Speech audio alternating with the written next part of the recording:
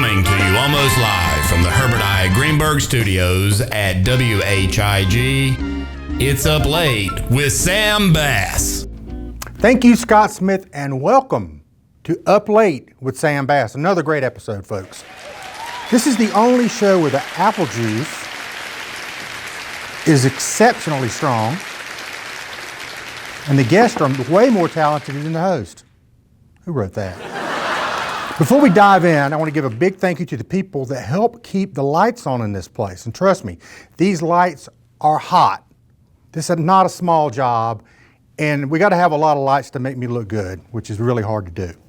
First up, Servpro Rocky Mount Tarboro. Whether it's fire, water, or that mysterious odor coming out of your backyard shack, don't worry, we got you. Servpro Rocky Mount Tarboro. Call Jonathan, call me, we can help you out. Also, and of course, our other great sponsor, a huge shout out to Phil's Music Exchange of Wilson, the only place you can walk in and look for a Steely Dan album that you had in mind and walk out with a few other albums you didn't even know were in there. You might even run into a past, future, or present guest when you go in there. There's a lot of celebrities in and out of Phil's, folks, I got to tell you. But tonight's show, the person coming on tonight, I ran into him at Phil's. Talented young man, he's joining us tonight. Sit tight, I'm going to tell you who it is. So thanks a lot to our sponsors. We literally could not do it without you. So tonight we've got a really big treat. Our guest may call Nashville, Tennessee home these days, but don't let that fool you. He's one of our own. Born and raised in the original Nashville, right down the street, Nashville, North Carolina. He went from singing karaoke Motown in the back seat as a kid to recording his first EP at the legendary Blackbird Studios. You've heard his songs like No Cinderella, Don't Remind Me, I really like that one, and Can't Blame It on the Truck. And he's got a great cover of Midnight Rider by Greg Allman. I got to tell you, I love that. If you haven't heard of Chandler or this young man, I already gave it away. You will after tonight. You're going to know all about him. He's been lighting up stages from Eastern North Carolina to Broadway in Nashville, and he's only getting started. Plus, he's in a very special, specific club, specific to this show. Jamie writes this stuff because it's hard for me to say. The Two First Names Club. Okay, we've had Fred George, Bill Leslie. See where I'm going here? Tonight's guest is Chandler James. I know, kind of corny. Thanks, James. So, moving forward, I want to get into some other stuff. I do not make New Year's resolutions. I like to start the year with honesty, not disappointment. But I do have on hand the top 5 resolutions that people are making in 26 that other people make them that I would probably break and how I would probably break them. So this is the top 5. You ready? Everybody got your hard hats on? Number 5, exercise more. Broken by January 2nd when I threw out my shoulder uncorking a new bottle of Blanton's. Oh no. That's right. I got injured doing a warm-up before drinking. How is that possible? Go ahead and laugh. That's your camera.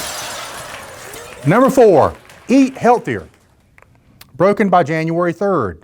Turns out asking for extra fruit in your margarita does not count as eating healthier. My wife Marty informed me of this while I was removing a lime wedge from my margarita and calling it a side salad. Number 3, save more money. I know Marty likes that. Broken by, again, January 3rd and also by buying a bottle of Blanton's. But I don't consider that spending. I consider that diversifying my portfolio into liquid assets. See what I did there? Number 2, drink less. Broken by 12:01 a.m. on January the 1st. And again at 10 p.m. that night. But listen, the first day of the year fell on a Thursday night. That's Up Late with Sam Bass night. So you can't watch or host this show without a glass of bourbon. It's in the bylaws. It's not my fault. I'm trying to follow the rules. I don't want to get fired. I'm just following the rules. But if they had something like drinking less apple juice, I could probably kill that resolution. Cheers. Watch it, Jamie. Number 1, start meditating every day. Actually, I hadn't broken that one. Actually, one I think I could probably do. Because when my wife comes around and says, hey, are you already drinking another drink? I can just look at her and go, maybe not. And there you have it, folks. This is why I don't make resolutions. I like to start the year undefeated. But isn't it weird all of these resolutions had something to do with alcohol in one way or the other? Should that concern me? My wife is nodding yes.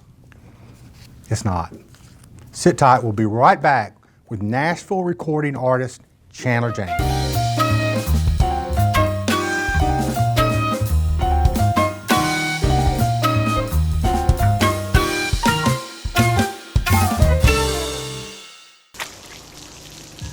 I never thought this would happen.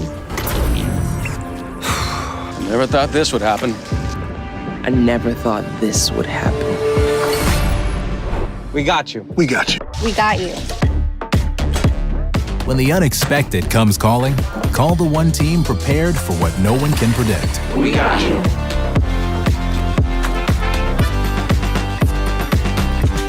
Serve Pro, like it never even happened. Phil's Music Exchange at Wilson offers thousands of vinyls, LPs, CDs, cassettes, 8-tracks. They even have reel-to-reels, DVDs, Blu-rays, VHS, and video games, an abundance of music for the music lover. Check them out today. Phil's Music Exchange, 207 West Tarboro Street, downtown Wilson, or philsmusicexchange.com.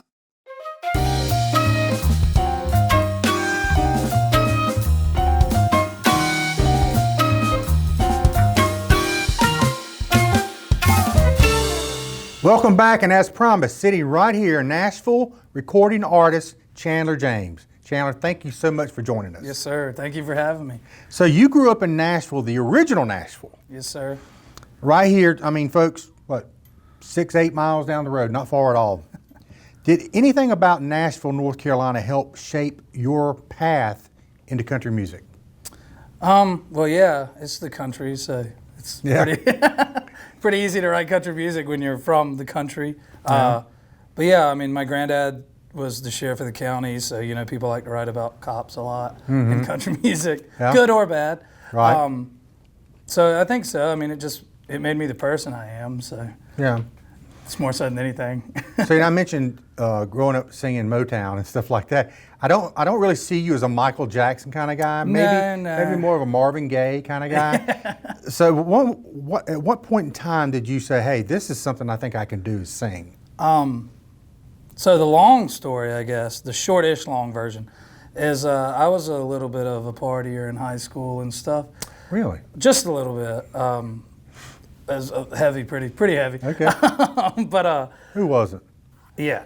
But so we threw a party the night before senior night at school, and when I stayed up all night, and when I got dropped off at school the next day, I was in an AP psychology class, and I probably wasn't going to pass that class anyway because I'm not a student. I'm not dumb. I'm just not a student. And I ended up dropping that class and took guitar lessons because the class was supposed to be easy. And then I fell in love with guitar, and I've been doing it ever since. I've only been playing guitar for 6 years, 7 years now, which sounds like a long time, but it's really not. It's not, because I've been playing it forever, and I can't play as good as you. So I also mentioned that you recorded your first EP at the Blackbird Studios in Nashville, Tennessee. Now, for those of you that don't know what the Blackbird Studios, a lot of legends have recorded there. A girl named Taylor Swift, a lady named Dolly Parton, a guy named Snoop Dogg. Yes, sir. And John Mayer. I mean, it's just unbelievable, the names of the people that have recorded there. So what was it like stepping into a place like that where so many legends have worked? It was really cool. So it was during COVID, actually. And Martina McBride and her husband own it. And they took me in there, and they have different studios. So I was walking around looking at all the studios, and I ended up picking Studio A, which is where the Judds, I think, did a lot of their work. So it's been there forever. They have a bunch of different studios now. They've expanded, but I'm a history buff, and I like the older music, so that's where I wanted to be. And because it was during COVID, we had some top session players on it because they weren't touring.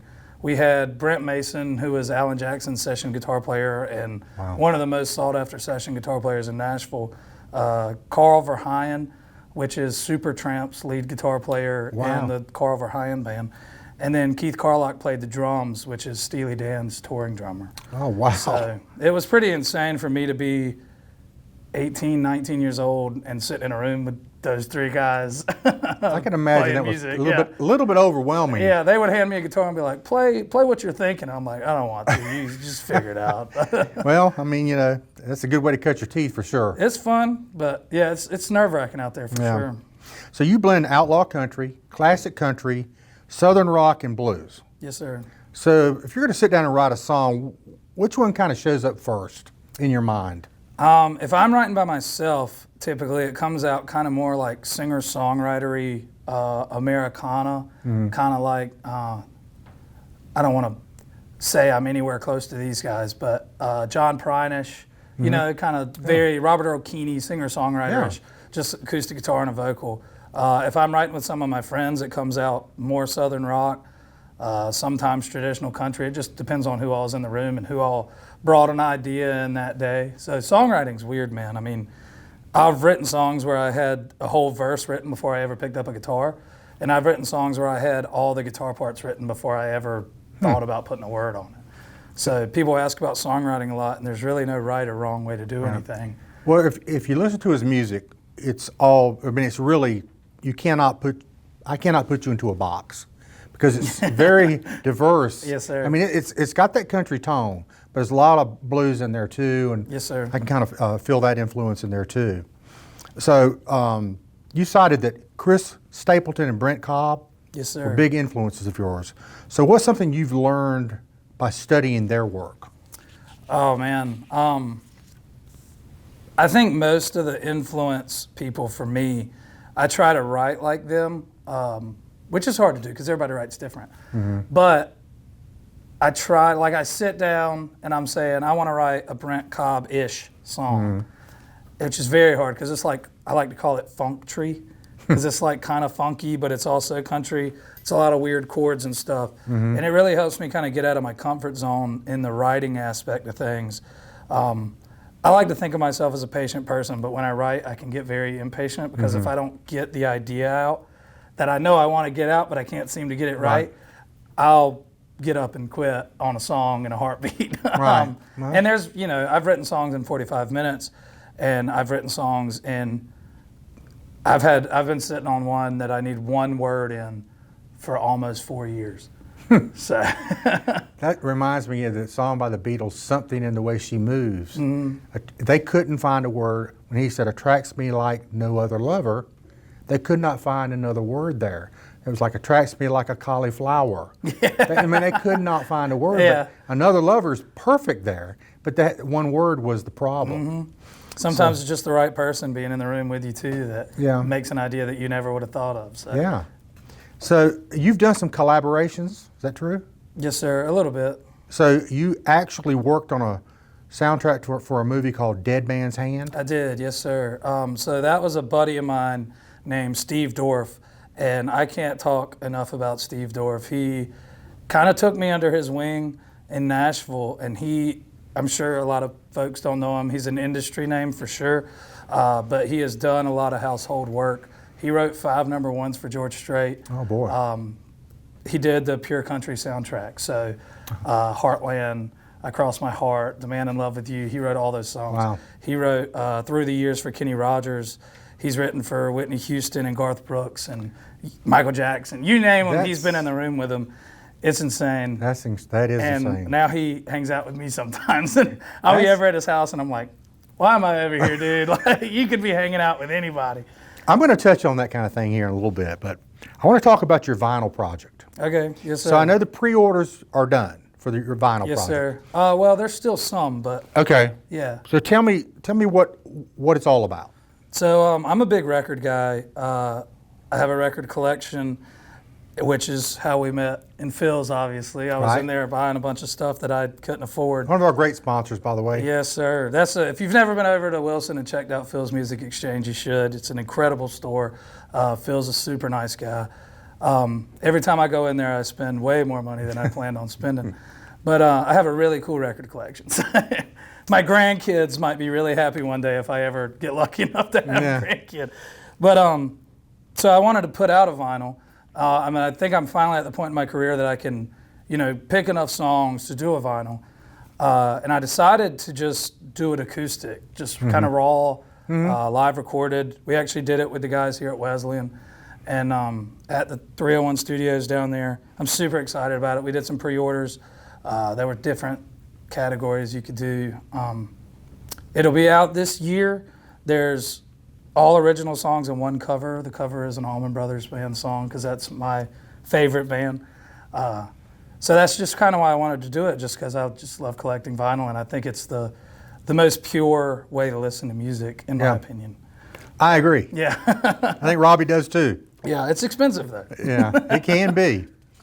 So I just recently saw you were featured on a podcast called the Playlisted Podcast. Yes, sir. And they kind of gave you like the golden buzzer type deal where you could come back whenever you want to. Tell us a little bit about that. So it's the Playlisted Podcast with Austin Burke in Nashville. Austin Burke is a musician as well. He's played at the Opry. He's a great guy. We've kind of become friends since then. He's helped me out in a bunch of different ways and a bunch of other people too. So in Nashville, it can be hard a lot of times to get in front of people and just by yourself. It's like you just moved to town, you're a no-name kid from Nash County, or wherever. And that podcast is giving people an outsource for their music there that is kind of getting lost in the tourism of Nashville, Tennessee. It used to be an industry town, and it still is, but not to the degree that it was. So he's doing that. It's every week, I think, most weeks anyway, at a bar in Nashville. I try to go when I'm there, but it's a great experience. I've been on it 3 or 4 times, I think. He always has some incredible special guests. He had the Tennessee Titans quarterback there. He's had Brooks and Dunn's tour manager up there. All kinds of people. So you just never know who you're going to run into. But he had Stormy Warren up there one time. So they can go just to their podcast, wherever they get a podcast, find this. Wherever you get them. And it's under Playlisted, is that it? Yes, sir. Playlisted Podcast. Okay. So check that out. So you've played the Bluebird Cafe, which is a dream stage for so many artists. And I wanted to know, when you get on a stage like that, what goes through your mind? All right, so it's weird because I've played on some really big stages. I've played at Cocoa Booth Amphitheater in Cary, which was obviously in front of way more people than the Bluebird Cafe. If you've never been to the Bluebird, it's a little weird. It's really small. And they put you up on stage, and there's somebody about 4 foot in front of you that's just sitting there all the way around the stage. And I will say I haven't gotten nervous for a show in a long time, but when I played at the Bluebird, I completely blacked out after I sat down on the stage, and I don't remember what song I played. Oh, gosh. I don't remember anything. And it's very nerve-wracking for a musician because you're used to playing in bars where people are, hooting and hollering and talking and yelling and dancing and all this stuff. And then you sit down in front of a room of maybe 50 people, and they're all dead silent, staring directly at you. Oh, man. I could imagine that would be a little tough. Yes, sir. So that was a great stage, though. But a little different than Cocoa Booth. A little different, yeah. But it's really small, but it was a weird show. But another one I wanted to ask you about was the Ryman Sidewalk Series. So you did this in 22, and you're really right in the orbit of the mother church of country music there. Yes, sir. So this is, I'm assuming, is like a warm-up act to people going into the Ryman. Tell me a little bit about that. How did that? I actually kind of halfway became friends with the manager at the Ryman for a little while. She's not there anymore, sadly. But so she kind of booked me as a stage in the parking lot, but it's where people are walking in to the door. And they do a parking lot party, and it's in that vicinity. And you play for an hour and a half. But it's kind of cool because everybody's just stuck there. They have to listen to you because they're waiting to get into the show. So they can't go in, but they're there anyway. It was really cool. I played before the Marcus King show, and I'm a big Marcus King fan as well. So they gave me a Marcus King working sticker so I could move around outside, and I put it on my guitar case. So now people see it and they're like, "You play for Marcus King?" And I'm like, "No." I just played before him in the parking lot one time. So what's the difference in playing for one of these, a Nashville crowd or a hometown crowd? There's a little bit of a difference. People care more here for sure. Broadway, has gotten so touristy and expensive and just a destination more so than anything. So out there, you're just another person playing, and there's 7 other people playing in the same bar as you. Not even down the street. They're all in the same building. Here, you at least have your own show most of the time. Well, everybody knows you here. Yeah, yes, sir. Which has got to be it's got to be a comfort thing to you. Yeah, yes, sir. There's another thing we discovered in 2023. You became the first ever North Carolina musical ambassador for the North Carolina Agriculture with Got to Be NC. That's true, right? Yes, sir. So it's a unique title. How did this partnership come about? So they did a kind of a talent show thing statewide. And I was living in Nashville, Tennessee at the time. So I went to the North Carolina Mountain State Fair for my audition. It's the first time I've ever been to the Mountain State Fair. And it's a lot different than the one in Raleigh. There's a whole lot, it's still great, but there's a lot less people and you don't get lost as easily. So it was pretty cool. But I went out there and it was 2 or 3 rounds and went through all that, and the final was in Raleigh. And I went there and ended up winning. So then me and Paige King Johnson became really good friends. We kind of started traveling around, playing small concerts together at, middle schools, high schools, other places, talking to kids about the importance of agriculture. And, being from Nash County, I mean, that is most of what Nash County is nowadays anyway. But so I enjoyed that. I know a lot of people in agriculture, a lot of my high school friends, college friends, my parents' friends are in agriculture. That's how they make a living. So that was really cool just to be a part of that and give back a little bit to the state that I'm from. So of all the things you've done, looking back, the Bluebird, the Ryman, the ambassador role with Got to Be NC, Cocoa Booth, was there a moment that made you stop and think, okay, this is really happening? So actually, it wasn't my show. The coolest thing I would say, I'll kind of answer your question twice. Steve Dorff, again, he called me on a Tuesday, and he was like, "Hey man, what are you doing tonight?" And I was like, "I don't think anything, I'll have to double check." But he was like, "I'm gonna play at the Opry. Do you want to come hang out backstage and watch?" And I was like, "Yeah, dude, I'd love that." Of course. So we went backstage at the Opry, and I haven't gotten the chance to play at the Opry yet, but that was insane just to see the people back there. The Malpass brothers were there too that night, so I know they play around here a lot. So I got to talk to them. That was crazy. The Bluebird was really cool, and recording at Blackbird with all those guys. It's like every little thing that happens, it's like, well, this is the coolest thing that's ever happened. And then 6 months later, you do something else, and you're like, well, this is the coolest thing that's ever happened. You see, you've done Up Late with Sam Bass, which now this is the coolest may thing be the coolest thing. No, I'm just kidding. Far from the coolest thing ever. So I do have a question I ask to every guest that comes on here. All right. Okay? Not every, almost everyone. So I've got a little place out back of my house called Sam Shack. We play vinyl out there, all lit up, cool place. So if you were going to come out there, I want you to name an album side you want to hear. Well, I'm a cigar guy. I don't know if you are or not, but if you want to smoke a cigar, and what kind of a drink would you want to have in your hand while we were doing this? Go.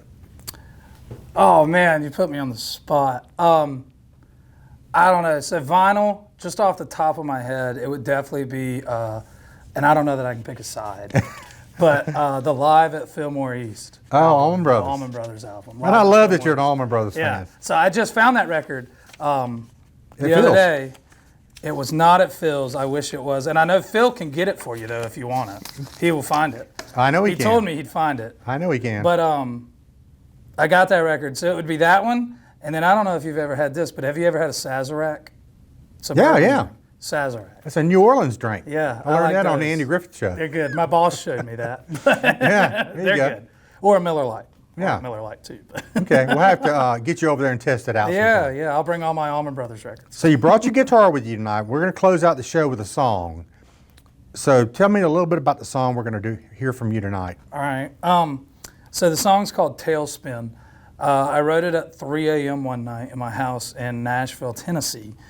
And it's about a friend of mine that has anxiety, because I don't have anxiety because I'm a big, strong man. Just kidding, it's about me. And just kind of, I don't know, the music industry is really tough, man. You think you're breaking through, and then, you know, it's 2 steps forward, 3 steps back, 1 step forward, 4 steps back, 6 steps, you know. Right. It's just weird how stuff works out there. And, you know, you get older, your friends are getting married and having kids. You're living in somebody's basement in Tennessee, writing songs that you don't know if anybody will ever hear, Right. all this kind of stuff. So it's just about that, kind of the struggle. And I try to write very diverse and very open. So like, if you're not a musician, it'll still pertain to what you're going through. So it's just about anxiety, really. Okay. Okay. Yeah, it's not my deepest song I've ever written, but a lot of people tend Yeah. to Yeah. relate. I actually heard it on the podcast, so Yep. really liked it. Yes, So, sir. we're going to take a little quick break. Come back. We're going to let you sing the song. Cool. All right. Thank you, Sam, for having me on. Once again, I'm Chandler James, and this is my song, Tailspin.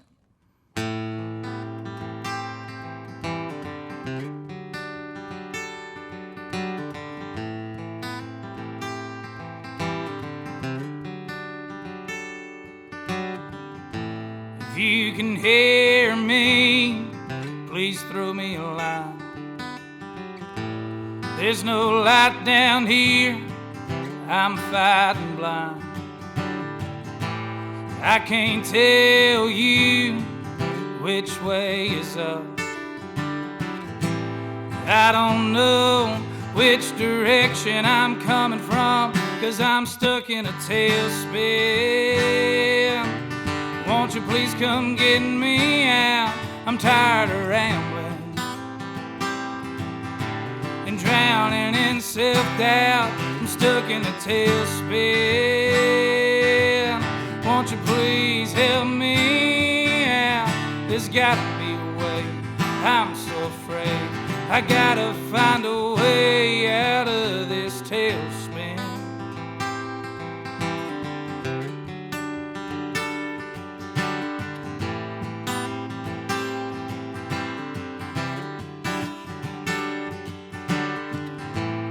I can't tell you when it all began. You always start so slow, you don't even know you're falling. And it's too late when you finally realize the hold's too strong, you'll never make it out alive. I'm stuck in a tailspin. Won't you please come get me out? I'm tired of rambling and drowning in self-doubt. I'm stuck in a tailspin. Won't you please help me out? There's gotta be a way. I'm so afraid. I gotta find a way out of this tailspin.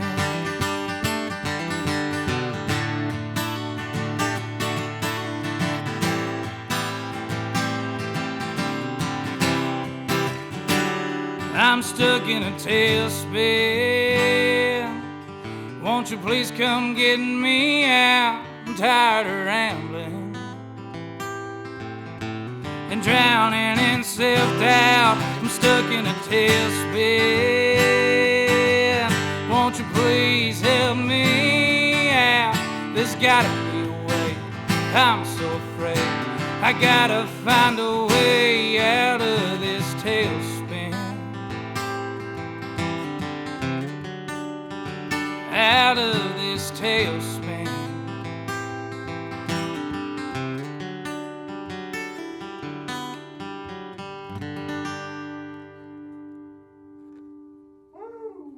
Yeah.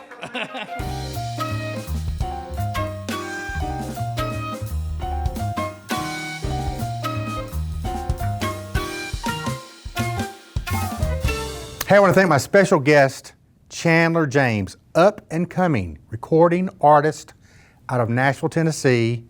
I'm telling you folks, he's on the cusp of the big time. So I want to thank him for coming. Go to Spotify, go to wherever you stream music, Apple Music, look him up. I guarantee you will not be disappointed. Thanks for watching. Every Thursday night at 10, every Saturday night at 10, Up Late with Sam Bass. Tune in. See you soon.